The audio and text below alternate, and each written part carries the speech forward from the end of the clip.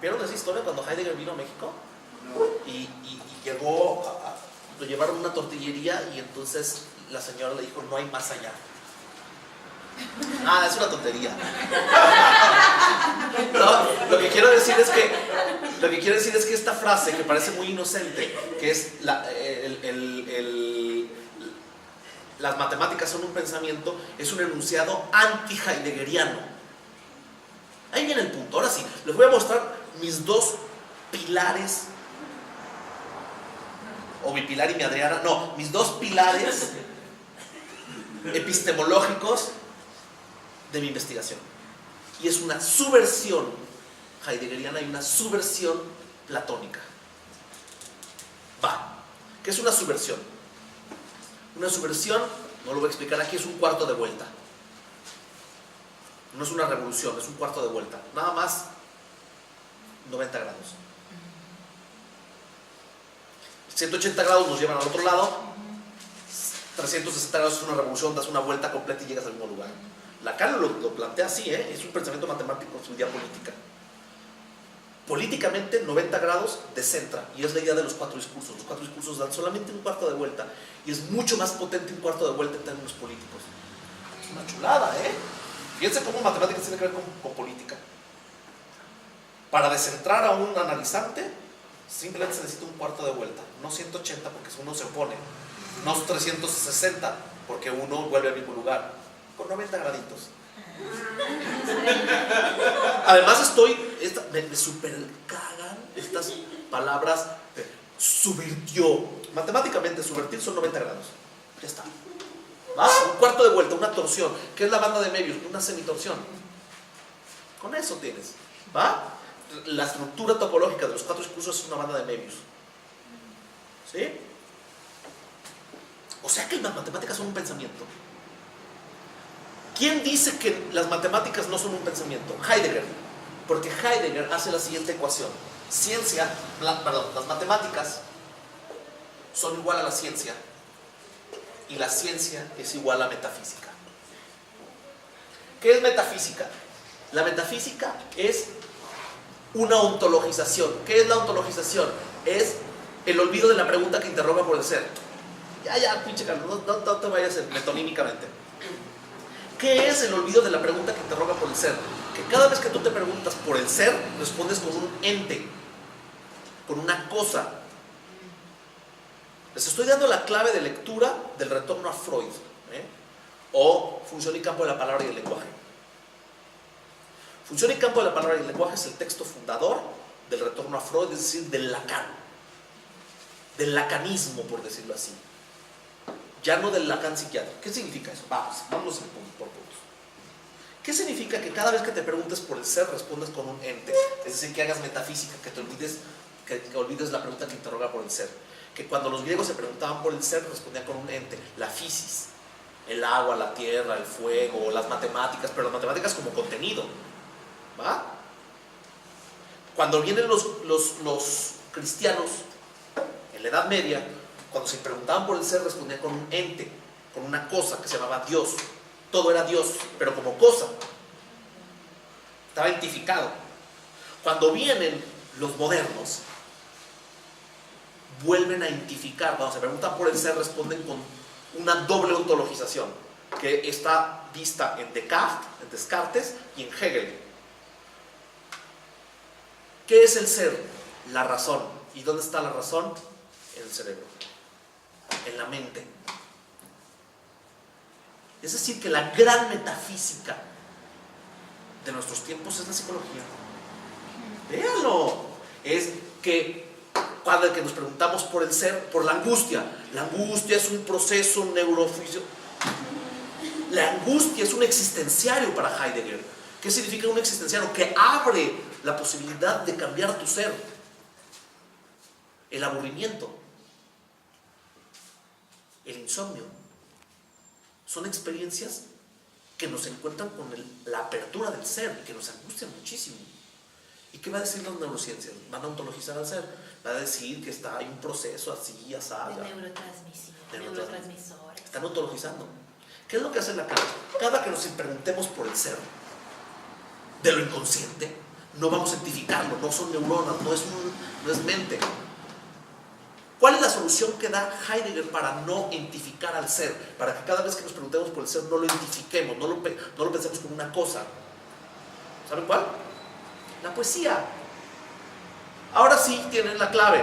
¿Qué es función y campo de la palabra y el lenguaje? Cada que tú quieras hablar sobre el ser de lo inconsciente, no lo identifiques. ¿Qué tienes que hacer? Poesía. ¿Qué es poesía? Función y campo de la palabra. O sea, que es la palabra lo que permite no sustancializar a lo inconsciente. Es brutal. Que lo que enferma a un humano no es que le pase algo en su cerebro o le pase algo en la mente, eso es cientificar al ser. Que le pasa algo porque las palabras tienen efectos. Muy bien. Pero la gran maravilla de Lacan, y esta es una de mi clave más importante de lectura, es coiriana.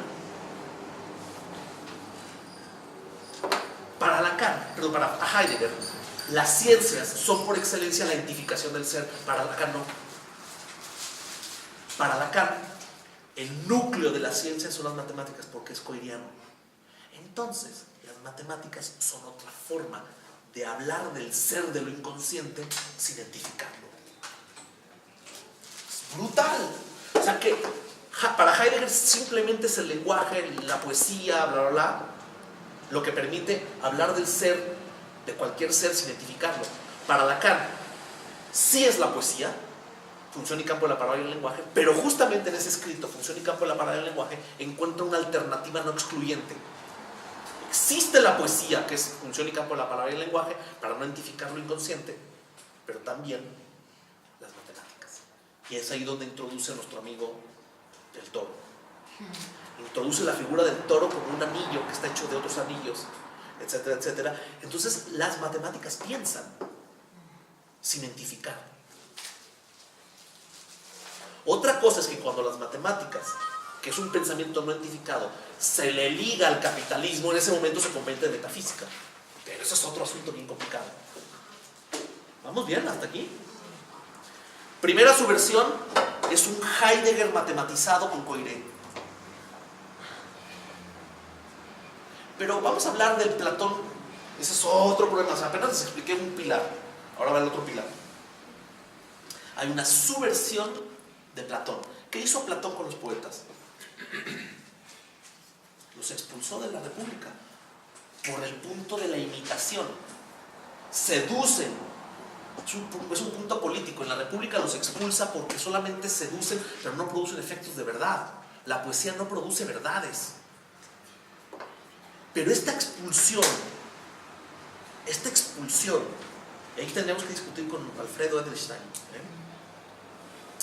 esta expulsión de los poetas de la República ha sido reproducida por la sociología, por la biología, por todo el mundo.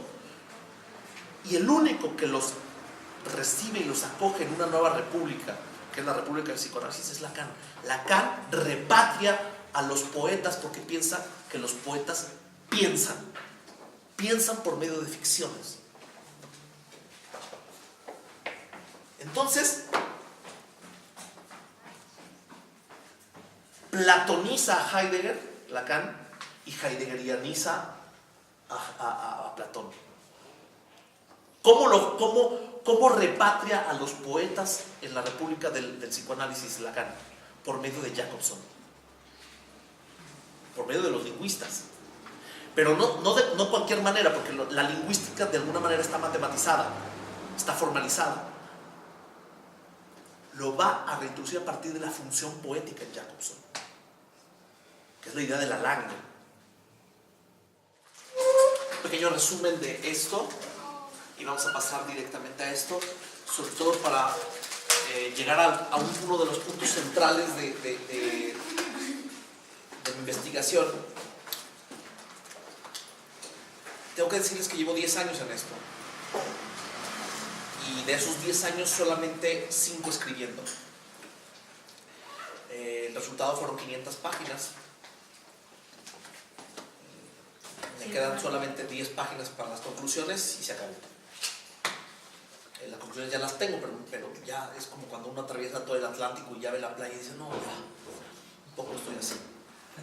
Pero sí tengo 10 años pensando esto y 6 años escribiendo. Y estoy... pero escribir es una cosa súper complicada porque implica leer, implica equivocarse y más o menos haciendo la cuenta,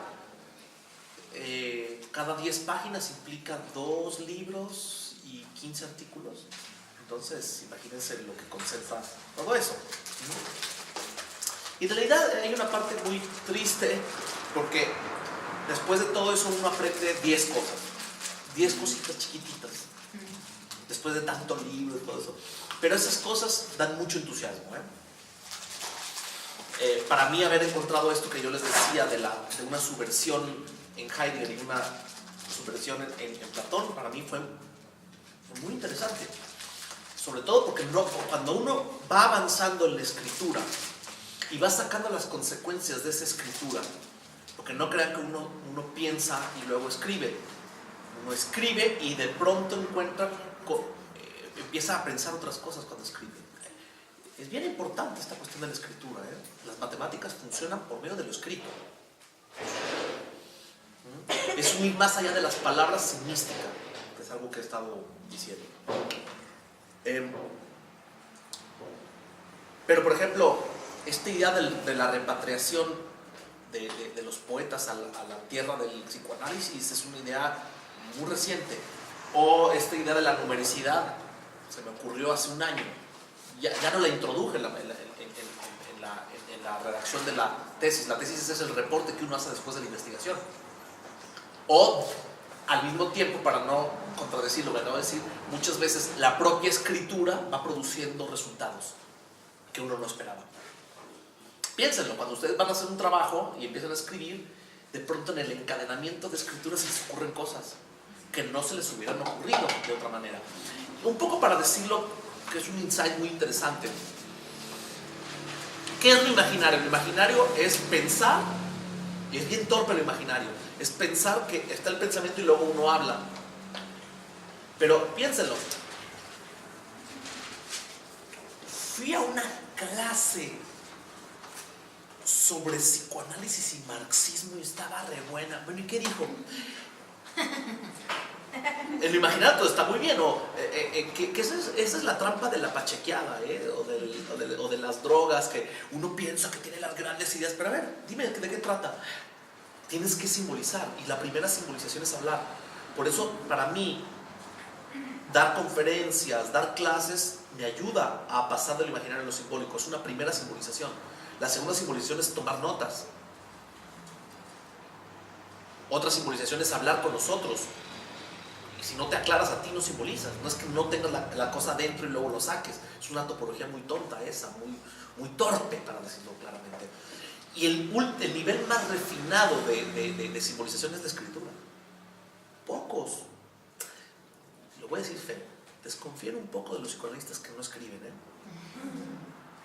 Y tú lo sabes, Toño, que muchos argentinos, su nivel de simbolización solamente les da para que desgraben sus seminarios, pero no escriben.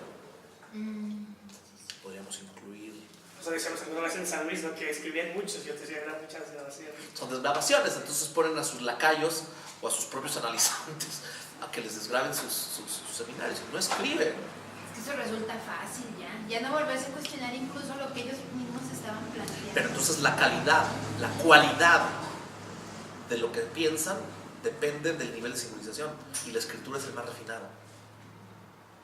Uno se enreda muchísimo, hay que editar, hay que borrar, hay que poner, y luego que te lean, y luego, es decir, estas 500 páginas incluyen que una señora de 60 años me leía y me decía, esto no es francés, usted está escribiendo en español pero con palabras en francés, y entonces aquí en francés era bien interesante. Voy a ponerles un ejemplo clarísimo. Cuando ella decía, pero ¿por qué usted pone passage à l'acte? Porque es paso al acto, no pasaje al acto, paso al acto. Y me decía, porque, y se ponía roja, decía, es que cuando una mujer tiene relaciones sexuales por primera vez se dice pasaje al acto. Y claro, te cae el 20. En Lacan, cualquier acto es irreversible. El acto jurídico, firmar, Una vez que firmas, no hay vuelta para atrás. El acto, el paso del Rubicón, no hay vuelta para atrás. El acto, y eso es lo que tiene que sancionar un analista como encarnación en un momento del gran otro. Tiene que destituirse, pero ese es otro asunto. Pero ¿qué tiene que sancionar un analista? Un analista tiene que sancionar que el acto fallido ocurrió. No se puede hacer tonto, porque entonces implicaría que hay reversibilidad de los actos, ¿no? ¿Me siguen? Bien. Rápido hago una síntesis. Es decir, que para poder plantear la idea de cuál es la función de las matemáticas en psicoanálisis y su importancia teórica, clínica y práctica, que es lo que vamos a responder ya, primero es muy importante plantear el problema. Y el problema se plantea en términos ontológicos, es decir, ¿cómo hablar del ser sin identificarlo? Son las matemáticas y la poesía, ¿va? Pero aquí no estoy hablando de matemáticas.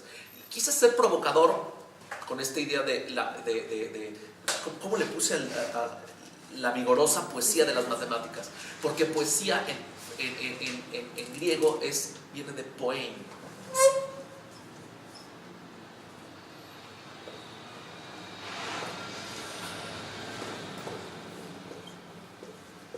Poem significa una creación. Las matemáticas tienen una parte poética. Quise jugar como una de las posibilidades en mi investigación fue, en la poesía hay una matematización, hay una formalización, hay un pensamiento que está en juego en la poesía, no en la poesía romántica, evidentemente, en otro tipo de poesía, que es la que le interesa, por ejemplo, a Badiou. Pero también las matemáticas es una forma de creación. Por eso es poesía en ese sentido, una vigorosa poesía. Esto lo retomo un poco de Richard Rorty, uno de los filósofos más famosos de los 90. Es medio chafón, la verdad, pero tiene cosas muy lindas. Y él hablaba de que la ciencia es una vigorosa poesía. Y me gustaba mucho esa idea. Es una idea muy de la deconstrucción. Y él estaba influenciado por Derrida. Y lo que él planteaba es que, recuerden que el movimiento de Derrida es plantear que la filosofía es un tipo de literatura, un género literario. Un poco como Borges cuando decía que la metafísica, la metafísica filosófica, no la metafísica 41, ¿cómo se llama?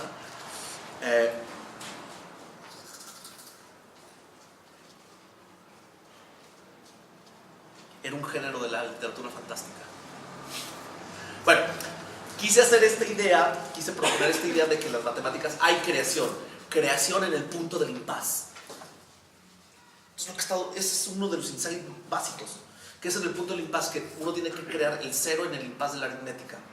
Uno tiene que crear la letra, el cero en el impas de la aritmética y el número imaginario en el impas del álgebra. Y la topología viene al lugar del impas en la geometría, y así nos vamos, así que hay nuevas creaciones. Que en un cierto sentido, y regreso a lo de novaléctica lacaniana, es un saber hacer.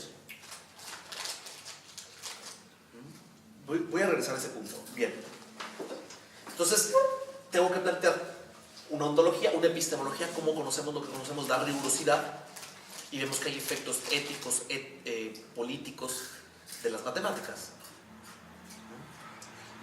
Y bueno, la idea de ciencia, que hay una ciencia premoderna, ya vimos cuál era el enunciado básico, pero voy a mostrar algunas cosas más sobre la distinción entre la ciencia premoderna y la ciencia moderna, que es básicamente Aristóteles con un platonismo experimental, que es lo que he estado proponiendo.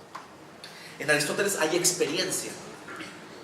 En el platonismo experimental hay experimentación, y para hacer experimentación hay que construir dispositivos, y esos dispositivos tienen que construirse teóricamente.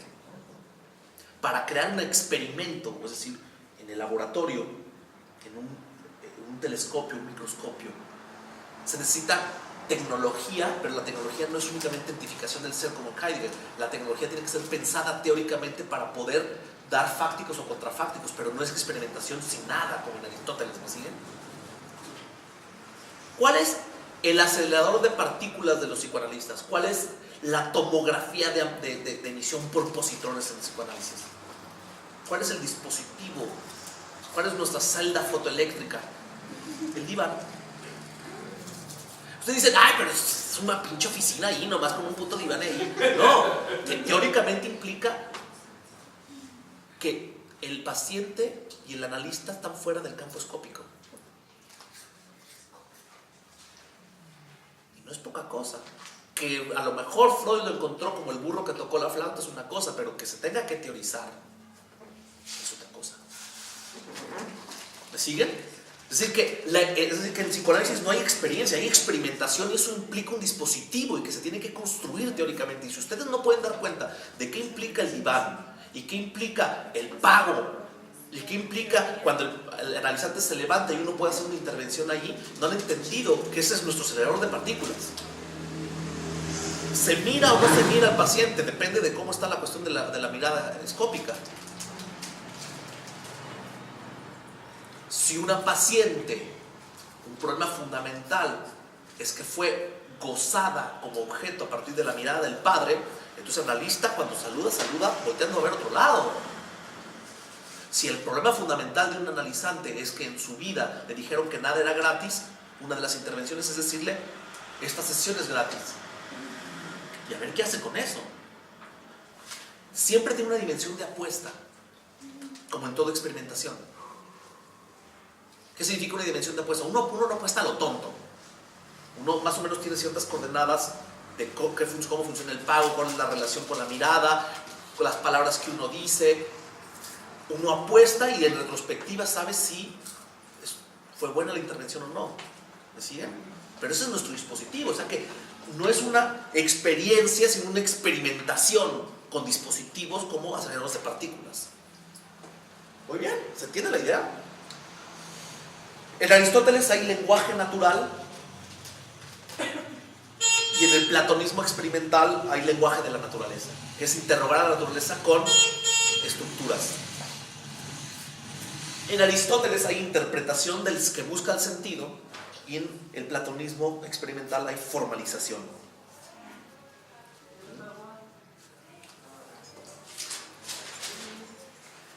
En Aristóteles hay conciencia, en el platonismo experimental hay subjetividad. En Aristóteles hay cosmología ordenada, sublunar, supralunar. Y en el platonismo experimental hay topología, que es acósmica. No es cosmética, sino acósmica. ¿Va? En Aristóteles hay una cierta formalización de la experiencia, pero en términos de estabilidad. Mientras que, como habíamos visto en el platonismo de la experiencia, se introducen ficcionalmente estructuras inestables. Piensen en Lacan. Lacan pone el nudo borromeo, seminario 21-22, introduce los nudos borromeos y muy pronto se da cuenta que los nudos borromeos, que no tenga preponderancia lo imaginario, lo real y lo simbólico, uno sobre el otro, produce estabilidad. ¿Cómo podemos distinguir entre lo imaginario, lo real y lo simbólico? Tenemos que poner una nominación que proviene de lo real, y entonces se empieza a dar cuenta que tiene que introducir un elemento que desestabilice el nudo. Es interesantísimo. Siempre en Lacan, cuando empieza a ver armonía, estabilidad, dice, por ahí no. Es el movimiento de la ciencia moderna. Los fractales, los estados disipativos, la teoría del caos, el Big Bang. Muy bien.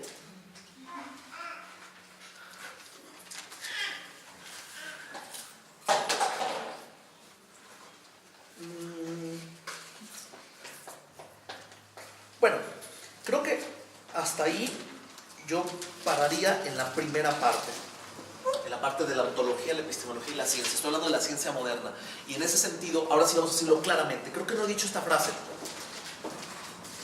es que me confundo, sigo en continuidad con una conferencia que di ayer a las 8 de la noche. No es cierto, 7.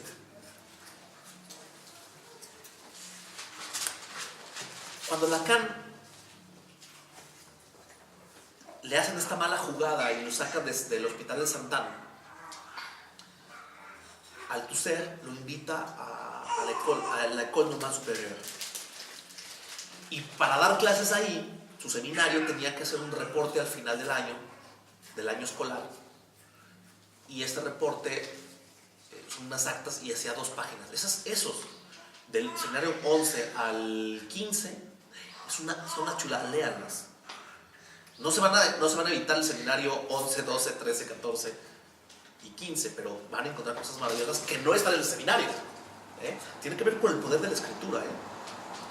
Y cuando hace el acta del seminario 11, dice una cosa brutal. Dice, así como de pasada, dice, pues resulta que el psicoanálisis no se interesa tanto, lo dice más bonito Lacan, resulta que el psicoanálisis no se preocupa tanto de ser científico o no, sino que es una ciencia que incluya al sujeto. Lo voy a decir más fuerte. Lo que está diciendo es que la ciencia no es lo suficientemente coiriana,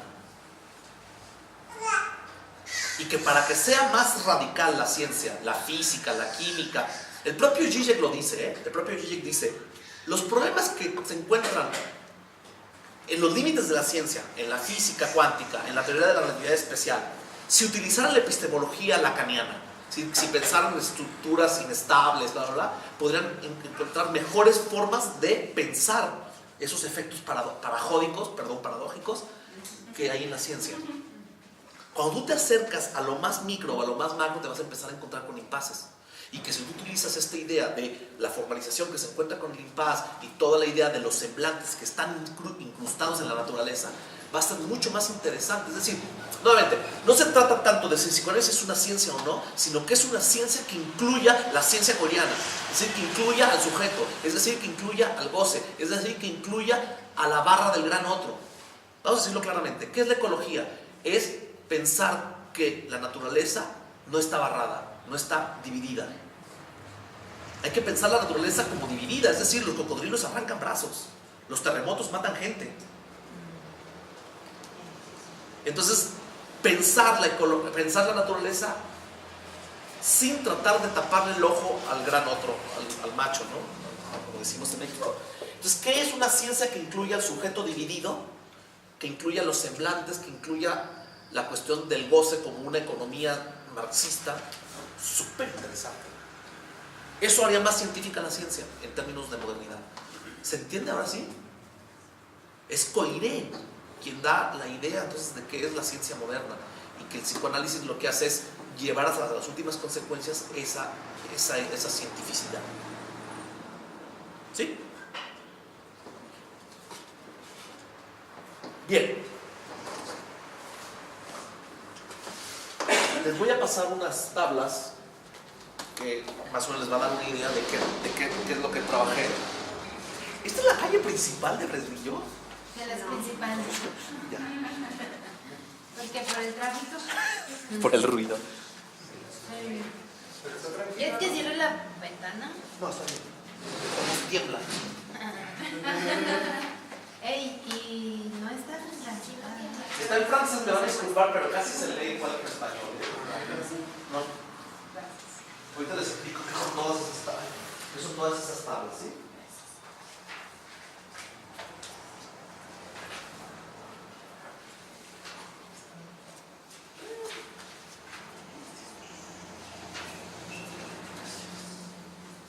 Son para ustedes, les pueden rayar, poner el avioncito. Pueden hacer bandas de Möbius, crosscap si pueden. Bien, a ver, les voy a explicar un poco qué es lo que hice. Si se fijan, en las últimas 2 tablas, bueno, ¿cuáles son las últimas 2 tablas? Dice aquí el seminario, el momento de concluir 1977-1978, ¿sí?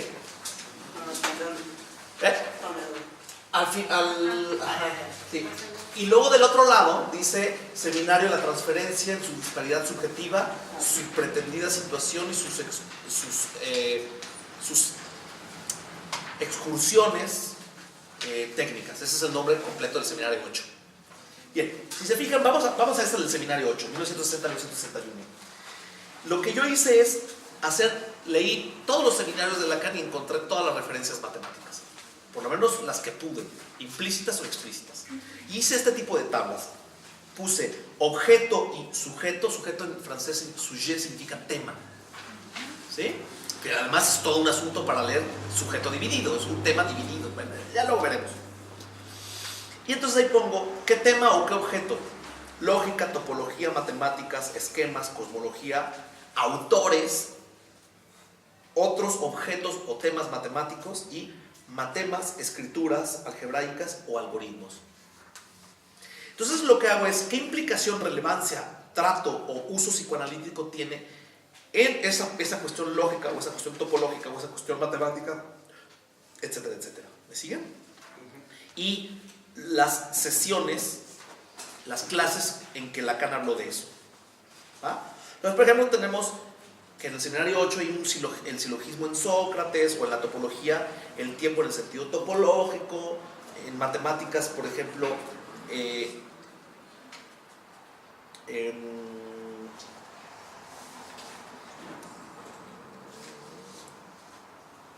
vienen frases, por ejemplo, la desexorcizar la esfera. Fíjense qué bonita frase. O sea, que la transferencia tendría que ver con desexorcizar la esfera, que hay dentro y hay fuera. Es decir, que uno no puede instalar la transferencia como algo que viene desde fuera. Si el analista tiene lugar en la historia del analizante, es porque ya está ahí instalado como un rasgo transferencial. Que tiene que ver con esta disparidad subjetiva, ¿no? Que es lo primero que menciona Lacan en ese seminario 8, ¿no? Exactamente. Y si hay disparidad subjetiva, entonces la estructura no es estable, es inestable. Claro. Ahí se está formando la banda de Möbius, ¿no? Exactamente. ¿Se dan cuenta? Y bueno, y luego todos los autores, Platón, Kant, Aristóteles, Lévi-Strauss, von Neumann, Parménides, Plotino, es decir, que yo incluyo autores que encuentro que tienen que ver con matemáticas. Demócrito, Descartes, Jacobson, Bentham, Copérnico, Ptolomeo, bla, bla, bla, bla.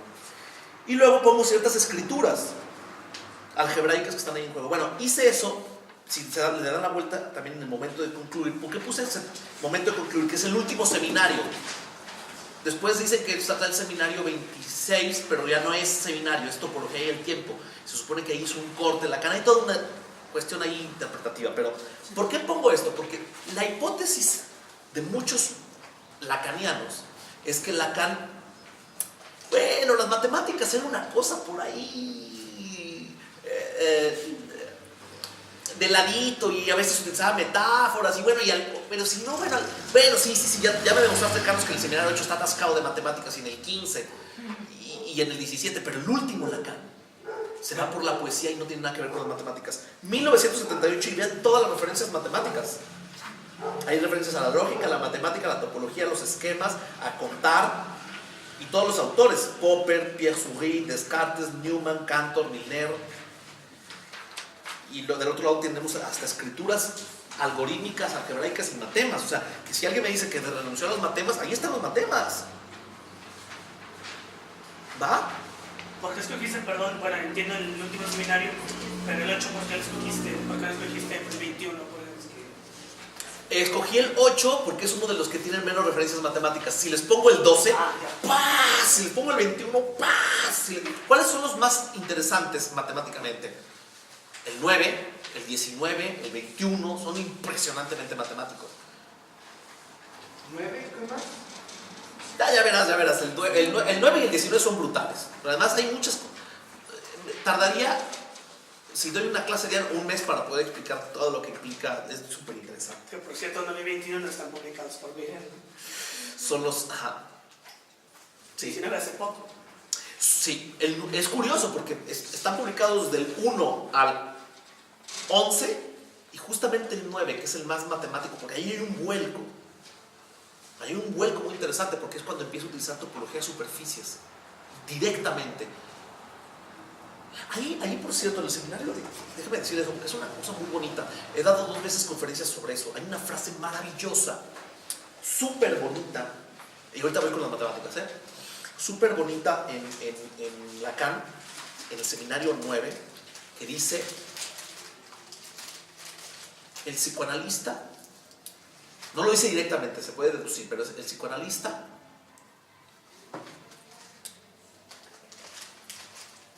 es el cosmólogo de una nueva erótica. De una erótica futura. De una erótica futura. El el cosmólogo perdón, el psicoanalista es un cosmólogo de una erótica futura. ¿Qué es erótica en psicoanálisis? Tiene que ver con el deseo. ¿Y qué es un cosmólogo? Lacan lo sabía. Estamos hablando de que apenas, de que a Lacan lo impresionó que el humano llegara a la luna. Tiene consecuencias en televisión, explica todas las consecuencias de la relación entre matemáticas y ciencia en la tecnología. El escalo de Gagarin y todo eso, ¿no? Exactamente, porque no es lo mismo un cosmólogo que un astronauta. El astronauta es el que navega en los astros y es gringo. O sea que hay una cuestión política ahí. ¿Por qué escogió cosmólogo? Porque tiene que ver con el cosmos. Pero ¿qué tipo de cosmos? ¿Y qué es una erótica futura? La erótica futura tiene que ver con la articulación entre demanda y deseo. O sea que el psicoanalista se maneja tiene que saber navegar en el espacio de la demanda y del deseo. ¿Y cuál es el espacio de la demanda y el deseo? ¿Alguien me puede decir? El toro. Es la articulación entre la demanda. Todas estas vueltas son demandas y este círculo, que una vez que das todas las vueltas, es el deseo. O sea que para que puedas articular el deseo tiene que haber por lo menos dos demandas. Eso se deduce topológicamente. Entonces, si el psicoanalista es el cosmonauta de la erótica futura, es el que se sabe manejar, el que en los dichos de los analizantes puede encontrar cómo se juega la demanda y el deseo.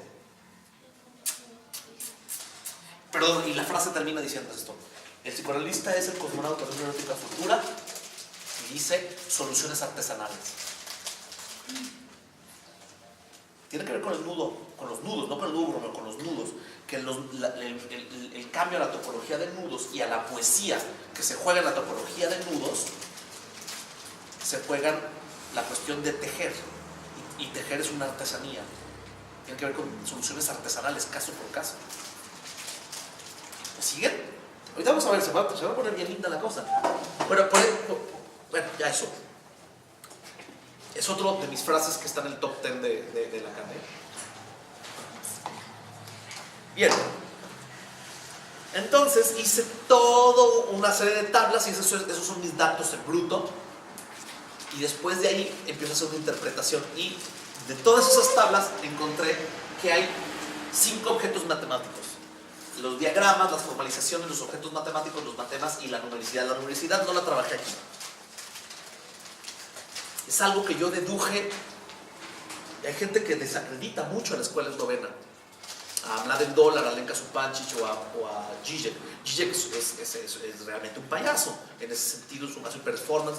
Pero bajo toda esa superficie, si ustedes leen a Alenka Supancic o a Mladen Dolar, o a Miran Bosovic, o a Rado Rija, o a Renata Salekla, todos los eslovenos, se va a empezar a encontrar que Zizek lo único que hace es articular en la cultura pop todo lo que están trabajando los otros.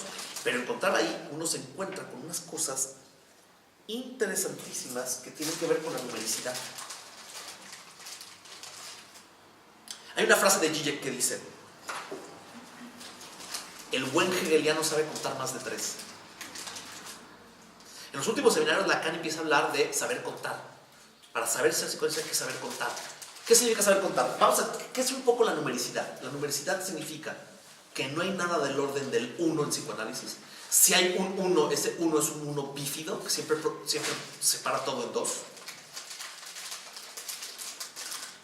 Que es falsa la idea del 1 de la esfera. Pero sobre todo que el 2 tiene que ver con la relación simbiótica entre madre e hijo. Y que pasar de la madre, que es y la relación con el hijo, que es el falo imaginario, tiene que pasar del 2 al 3.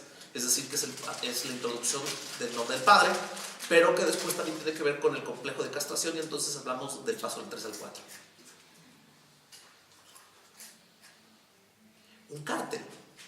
Un cártel no se puede hacer de 1, tampoco de 2. Ustedes lo saben, cuando se van de vacaciones con el mejor amigo, con la mejor amiga, no es lo mismo irse de a 2 que irse de a 3, porque produce un nuevo espacio. El cártel se produce de al menos 3, con un 1 que funciona como un menos 1 que rearticula. El cártel, no importa si son 3 o 4 o 5, de 3 para arriba todo es 3. Y el 1, que se supone que es más 1, funciona como un menos 1. Todo eso es numericidad. Hay un pensamiento de numericidad en Lacan. La escuela novena va a decir que en Hegel siempre hay un 3 que siempre rearticula un vacío. O que los nudos borromeos, es toda una discusión que yo hablo aquí, de los nudos borromeos, aunque parezca que son 3, en realidad son 2, y por eso tiene que ver, es más importante Hegel que los nudos borromeos. Hay una discusión súper interesante, pero que pasa por las matemáticas. ¿Me siguen aquí? Es súper práctico esto. O sea, los pongo en el sentido de cuando se vayan de viaje, no es lo mismo el espacio de 2 que el espacio de 3. Uno asfixia o el otro no. O si uno va de enamorado, no va con 3, va con 2, porque es otro espacio. A ese punto hay que pensarlo, O sea, que Lacan pensaba este tipo de cosas. Un ejemplo más de la numericidad, que no lo trabajo en mi tesis. Se los pregunté directamente a Mladen Dolar y a Alenka Supancic en una entrevista que les hice. No se habían dado cuenta que eso estaba en juego, que es lo que pasa muchas veces. El propio Galileo no sabía que era un platonista experimental. ¿Va? ¿Qué es el nudo borromeo? El nudo borromeo es que el 3 sea anterior al 1. Cosa muy loca. Para que tú puedas producir un nudo borromeo, tienes que partir del 3. Pero eso es Badiou. Es el núcleo del pensamiento de Badiou, que es lo que produjo que la filosofía se haya revolucionado. ¿En qué sentido? Que se haya subvertido, vamos a decir normalmente. ¿Qué significa? Que para Badiou toda la ontología del ser, su respuesta es que la ontología tiene que ser las matemáticas. ¿Y qué son las matemáticas? Las matemáticas tuvieron que esperar 24 siglos para poder plantear una multiplicidad inconsistente de manera consistente. O sea, que a partir de la teoría de conjuntos con la escritura, se puede decir por primera vez que el mundo, en tanto mundo, más allá de si existe el humano o no, las cosas son multiplicidad pura sin uno. ¿Por qué? Porque la teoría de conjuntos muestra que para poder producir un uno tiene que haber vacío. Es multiplicidad de vacíos. Y solamente la teoría de conjuntos puede expresar la multiplicidad sin uno. ¿Me siguen? Se puede plantear de manera rigurosa. Por eso, para Badiou, las matemáticas piensan. Hay cosas que no pueden ser explicadas más que con matemáticas. Que pueden ser escritas con matemáticas. Es todo un problema para la divulgación de la ciencia, entonces. ¿Sí me siguen aquí? ¿Qué tiene que ver con el nudo borromeo, Carlos? No mames, ¿cómo saltas de una cosa a otra, güey? Que para poder producir un 1, primero tiene que haber multiplicidad, tiene que haber operaciones para producir un 1. Es el paso de la ontología a la fenomenología para Badiou. ¿Qué tiene que ver con el nudo borromeo? Que primero es la multiplicidad, el 3, y luego el 1. Un 1 hecho de multiplicidades. Pero es anterior la multiplicidad al 1. Es decir, que eso es todo tiene consecuencias filosóficas impresionantes. Pero no solamente filosóficas, clínicas. En psicoanálisis no partimos del 1. Partimos de la multiplicidad.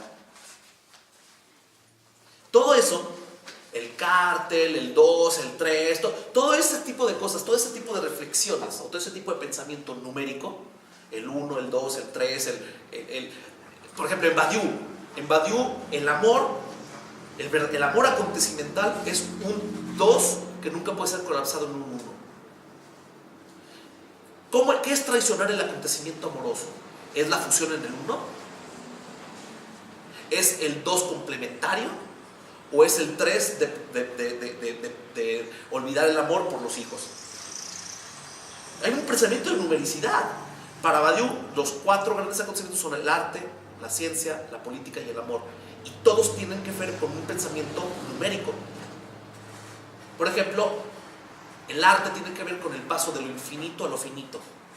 La ciencia es el paso de lo finito a lo infinito.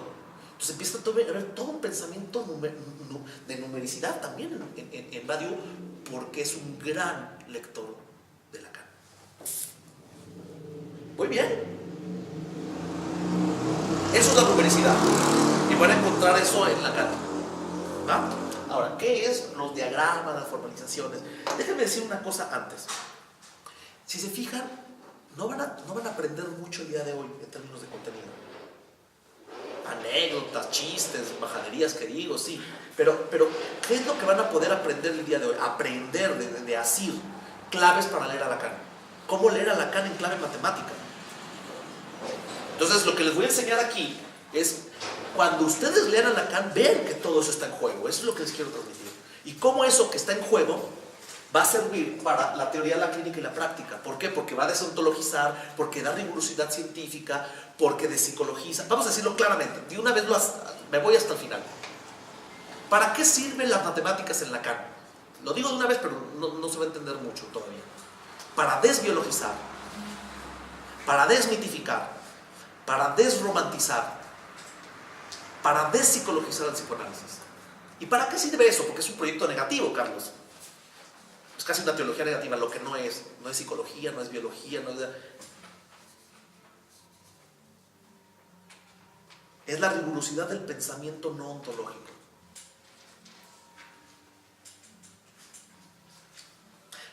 ¿Para qué va a servir, Carlos? Para que cuando tú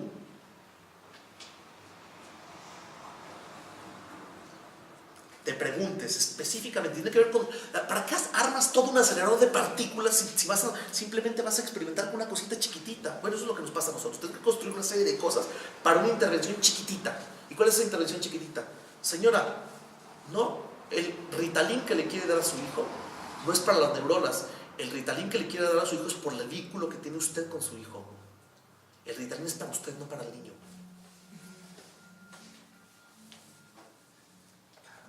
Para eso sirve todo este desmadre que les acabo de explicar. Para esas pequeñas cositas. Pero esas cositas le pueden cambiar la vida a uno.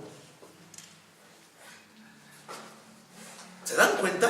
¿Se dan cuenta de lo que está en juego? Es brutal. Entonces uno puede decir, ¿qué le digo al paciente? ¿Cómo intervengo con el dinero? ¿Qué tiene que ver la mirada? La paranoia, los delirios que tiene que ver con todo esto si uno lo sabe leer bien. Es decir, que la primera tentación es la tentación, y eso está en la carta robada, es la tentación de actuar como el prefecto con todo el poder de la policía, con todo el poder de la ciencia. Y no, es un cambio de perspectiva pequeñito, ¿eh? La carta estaba ahí a la vista de todo el mundo. ¿Sí me siguen hasta aquí?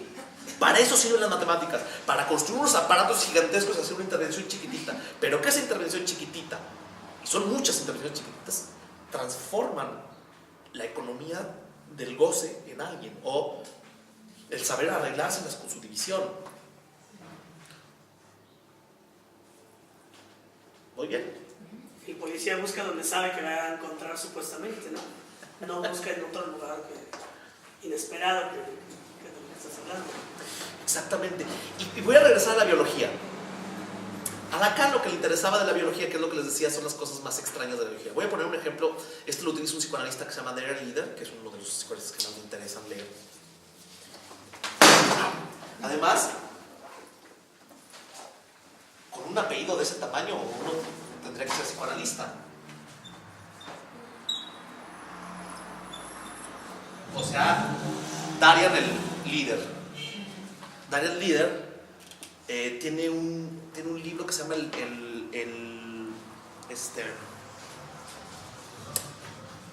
robo de la Mona Lisa. Si quieren aprender muchas cosas de la cuestión de la imagen y la mirada en Lacan, lean ese libro, y es fácil de conseguir. El robo de la Mona Lisa, lo que el arte no nos permite ver, es una maravilla. Y ahí por un ejemplo bien interesante. A ver, al final de mi tesis, lo que intento mostrar es 3 casos, no puedo hablar de todo, 3 casos en donde se vinculen matemáticas y poesía. Y uno de los casos que trabajo es la lectura que hace Lacan de las Meninas. ¿Por qué es poesía? En el sentido de Badiou, porque tiene que ver con el arte, la pintura, pero como Lacan, le voy a decir lo feo, le pone una madriza a Foucault, en cómo lee mal las Meninas. ¿Por qué las lee mal? No porque sea tonto, porque no tiene aparatos simbólicos que le permitan ir más allá. Es decir, él pensaba geométricamente, no topológicamente. Entonces lo que ven las Meninas es que el verdadero sujeto no son los reyes que es una lectura bien interesante. Va más allá de la psicología, pero se queda corta respecto a lo que hace Lacan.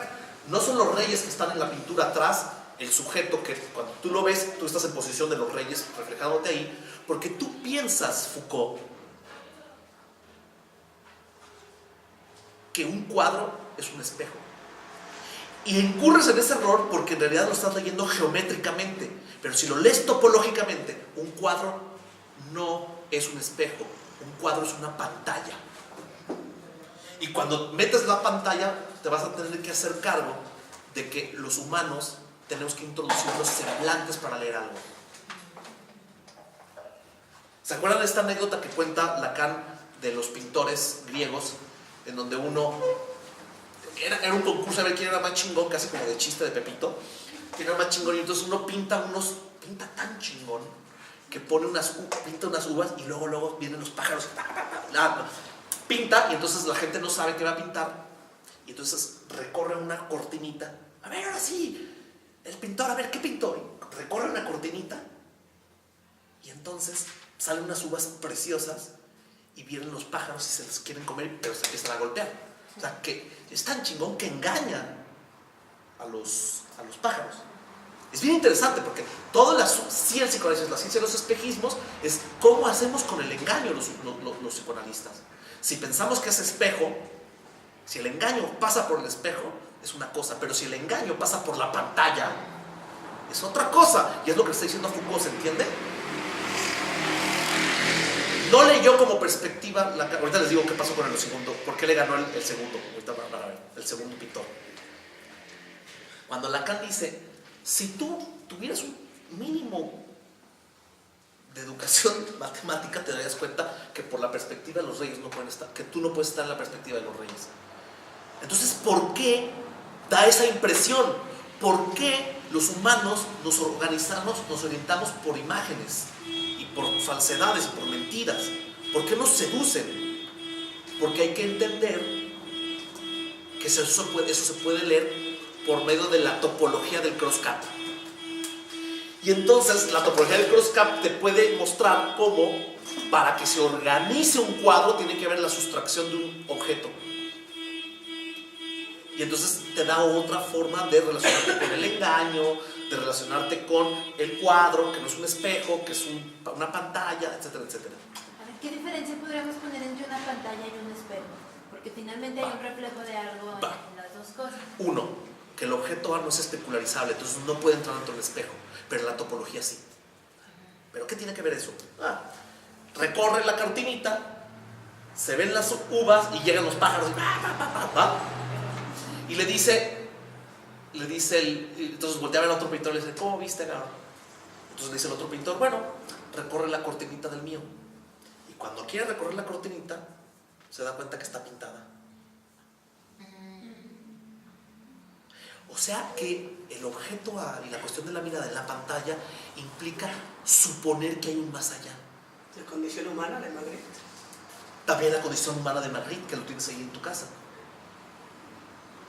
Que es un cuadro que pinta lo que supuestamente está afuera. Es decir, que el gran engaño en el que cayó también el propio Foucault es pensar que hay un más allá. ¿Qué significa eso en términos concretos psicoanalíticos?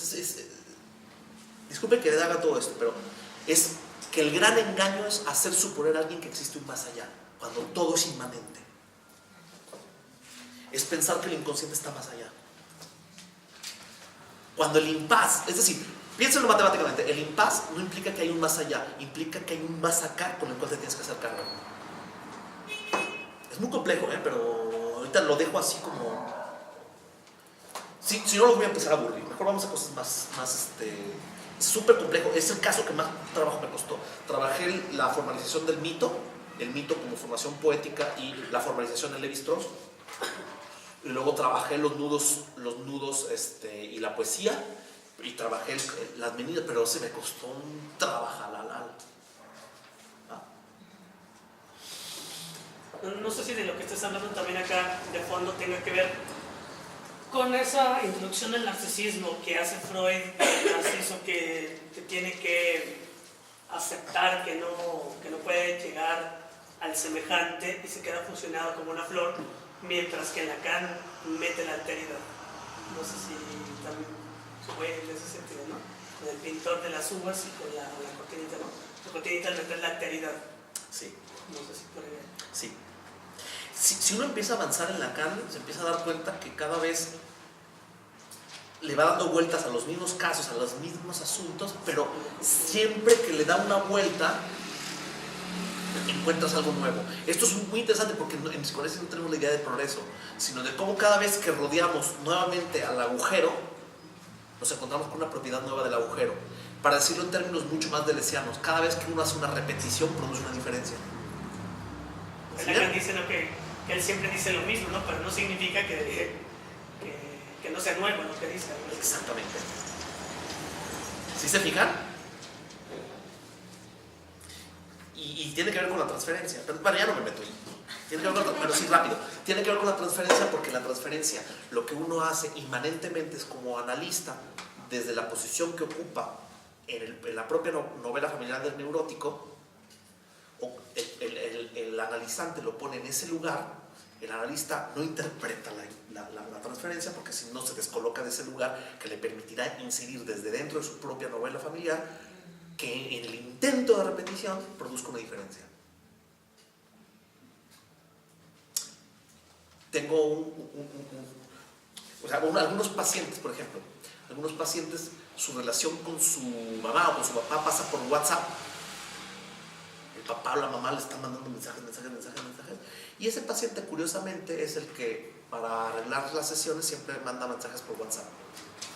O el que todo enreda con su familia, que siempre para hacer un negocio le habla a la prima y luego le hace que el diseño sea su tío para no cobrar, bla, bla, bla, bla, y es justamente el que no puede pagar la sesión, pero entonces te trae el bolo de la piñata de sus hijos.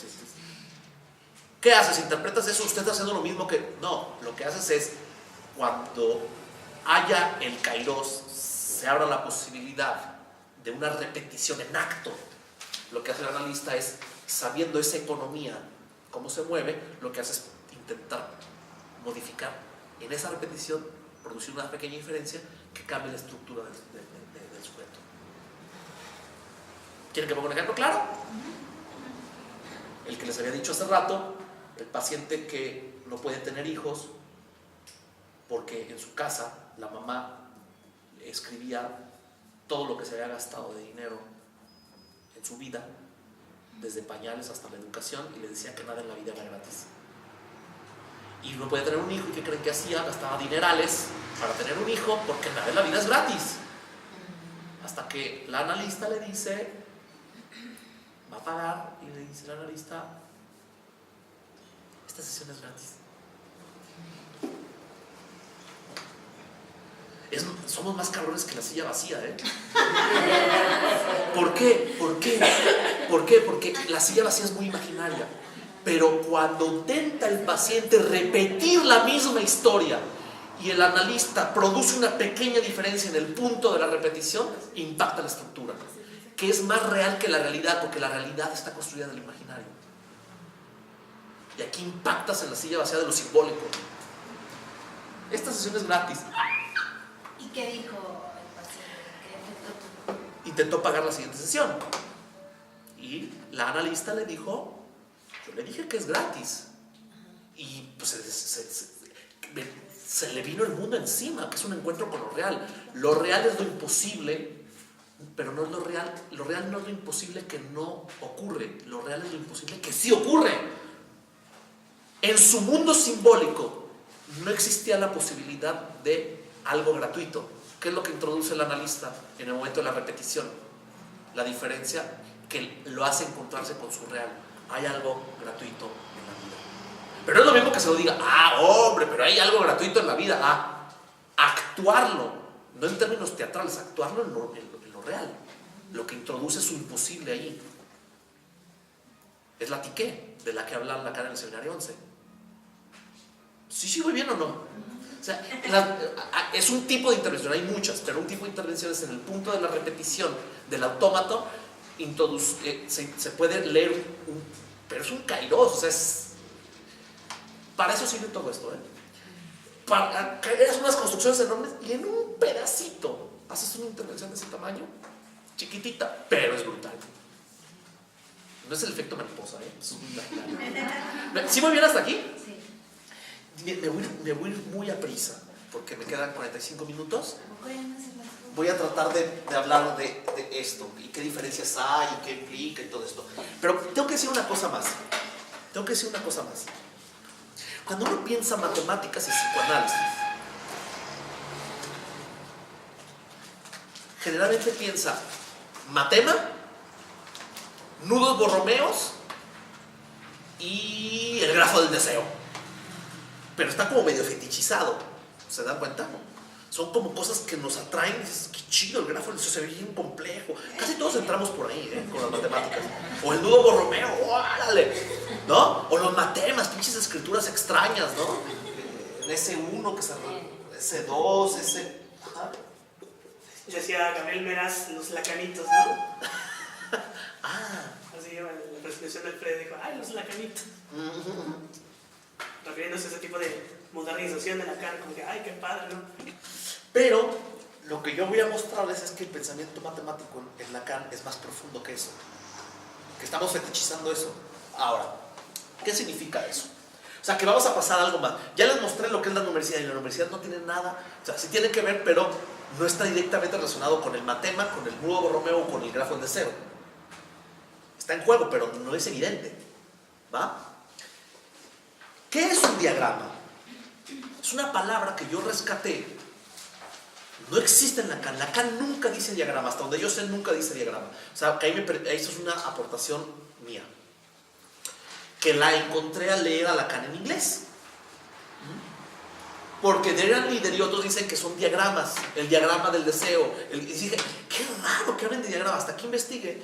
Y la palabra diagrama tiene una triple filiación. En las matemáticas se habla de diagramas. Y tiene que ver con la teoría de la categoría de Topoi. En Deleuze hay un pensamiento diagramático, y en Charles Sanders Peirce, que Lacan no ignoraba, y hay un pensamiento diagramático. O sea, que la escritura de diagramas es una escritura minimalista que produce pensamiento. ¿Y cuáles son los grandes diagramas que me encontré? Ahora sí, vamos otra vez a las tablas que les puse, y hay uno que dice ISR, SIR, SRI, RIS y RSI. Lo que les propongo ahí es que Lacan, no es posible pensar a Lacan un registro sin el otro, ¿va? Pero sí hay predominancia de uno sobre el otro. Entonces tenemos, ¿cuáles son los grandes diagramas en Lacan? El modelo, los esquemas, los grafos, las superficies y los nudos. Están en francés, pero bueno, se lee fácil.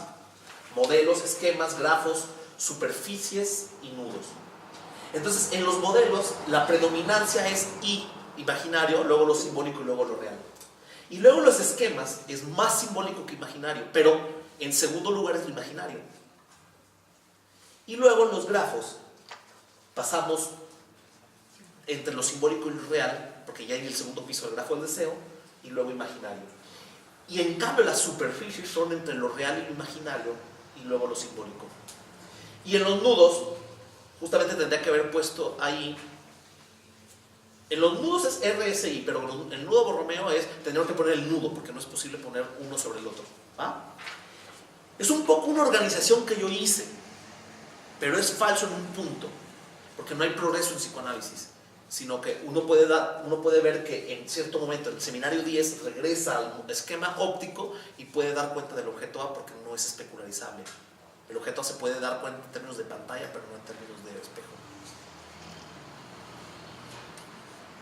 ¿Vamos bien? Y ahí pongo todos los modelos, los esquemas, los grafos, las superficies y los nudos. ¿Va? Bien. Eso tiene que ver con los diagramas, o sea que la topología está muy vinculada con los diagramas. ¿Sí? ¿Qué es un diagrama? ¿Qué es lo interesante del diagrama? El diagrama desontologiza. ¿Qué es desontologizar? Pensar que no es un objeto. Desontologizar significa no pensar que es un objeto. ¿Qué es más bonito que el diccionario de Rudinesco de psicoanálisis o el diccionario de Laplanche y Pontaly? Es mucho más bonito el grafo del deseo. Porque en el grafo del deseo, pero en cualquier diagrama, lo que nos vamos a encontrar es que tenemos esto, y tenemos aquí A, que va hacia acá y entonces produce la significación que proviene del otro, ¿va? ¿Qué es la significación que proviene del otro? Que es la escritura algebraica de un cruce. O sea, que la significación que proviene del otro es un cruce, no es algo. ¿Qué es? ¿Cuál es la tontería, la torpeza de un diccionario? Pensar que una palabra remite a una cosa y por lo tanto es tontologizada. ¿Qué es el fantasma? El fantasma es una pantalla. Lacan dice, lo pone aquí y pone. Además, esto es un escándalo para la filosofía. Un sujeto que no coincide consigo mismo en una relación trabada con un objeto perdido que además no existió. Para que cuando aplican algo así y pongan su objeto de estudio, dicen que es un objeto perdido que nunca existió. No te dan nada. Que está en una relación mayor que, menor que al mismo tiempo y que está en conjunción disyuntiva con ese objeto. A ver, te lo voy a decir feo. Es un sujeto que no coincide consigo mismo en una relación, en una conjunción disyuntiva con un objeto perdido que nunca existió. Pero tiene efecto, si lo escriben y lo empiezan a formalizar lógicamente, van a decir, claro, este es el tipo de estructuras inestables como ficciones que nos ayudan a leer, a interrogar el mundo para poder tener otro tipo de resultados. Es el platonismo experimental, ¿se fijan? Bien, pero ¿qué es el fantasma? Lo podemos expresar algebraicamente, pero también topológicamente. Es un cruce. El fantasma es un cruce. Entonces, si tú vas al diccionario de Pontalí y de Laplanche, el fantasma es, y vas a pensar que es una cosa. Y aquí no. ¿Quieren que les ponga el ejemplo más claro? ¿Qué es la significación que proviene del otro? Es cuando el gran otro sanciona un chiste. O cuando sancionas el albur. Que también funciona sancionar que nos hacemos tontos. El gran otro también funciona como el sujeto supuesto no saber. Eso lo pueden aprender en Zizek. ¿Qué es el sujeto supuesto no saber? Es hacerse pendejo. Todos hacemos como que el gran otro no sabe. Es el secreto a voces. Es bien interesante, pero hay que suponer al gran otro que no sabe. ¿Qué es el albur? Yo estoy hablando con Zaira y entonces empezamos a alburear y entonces Toño. Entonces él hace función de sujeto supuesto no saber. Sanciona, pero bueno, el punto es que esto sanciona y produce un efecto de síntoma. Esto Lacan le va a llamar también síntoma. Cuando proviene de acá es, si está vectorizado de aquí a acá, y eso es lo que nos dice el diagrama, es pensamiento matemático. Si está vectorizado de acá, esta es la vertiente simbólica del síntoma, pero está lleno de una economía de goce. Su gasolina pasa por todo el piso de arriba, que es la pulsión.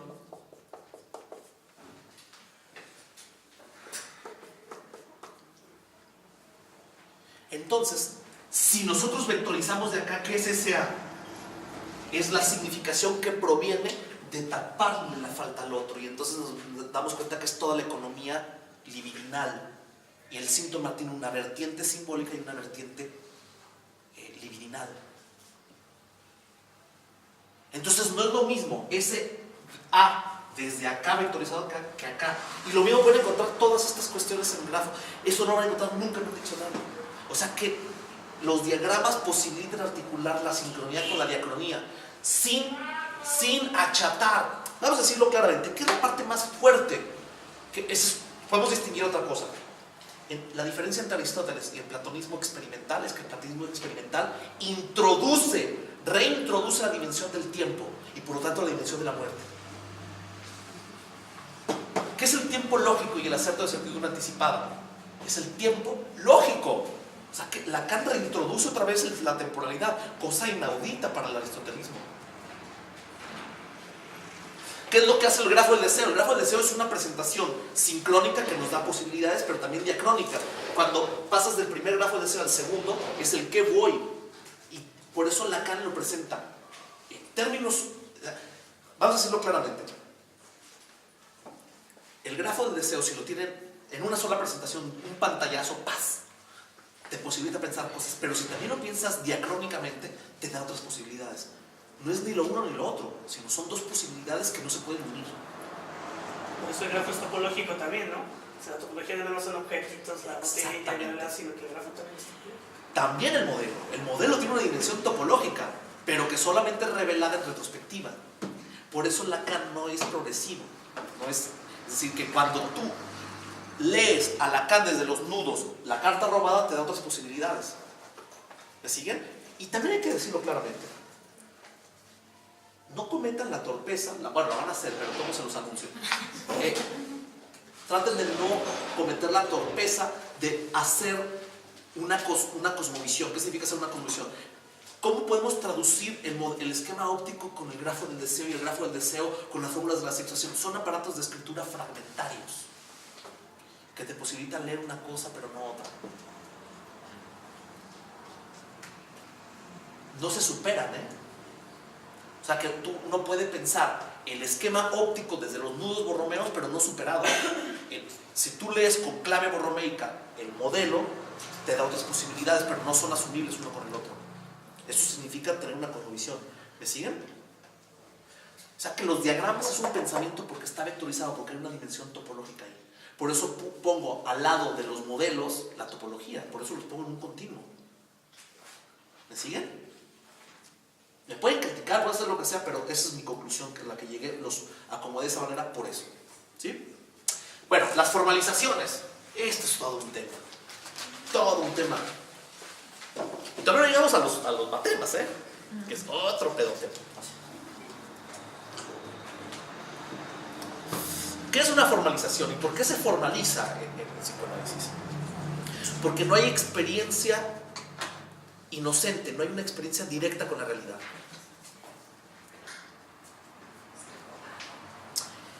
Dicho en otros términos, ustedes saben que Mate Blanco o que Bion formalizan, es decir, hicieron casi matemas. Hay una formalización. ¿Me siguen? ¿Cuál es la diferencia entre la formalización de Lacan y las formalizaciones de Mate Blanco o las formalizaciones de Bion? Que para ellos son aristotélicos. ¿Qué significa eso? Que piensan que se formaliza la realidad. Mientras que para Lacan la realidad no se puede acceder si no se supone que la realidad es ya una traza de la letra.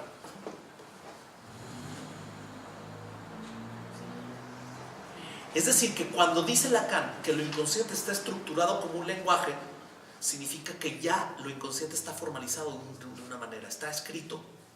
Lo que hace la formalización es una formalización de segundo grado. Esto es bien importante, porque entonces sí importa cómo conciben la realidad. Las formalizaciones matematizantes en Lacan parten de la idea de que el inconsciente está estructurado como un lenguaje, si no, no es posible. Si tú piensas que el inconsciente son neuronas o genes o representaciones directas de la realidad, no se puede formalizar. Otras formalizaciones van a ser aristotélicas, no platónicas.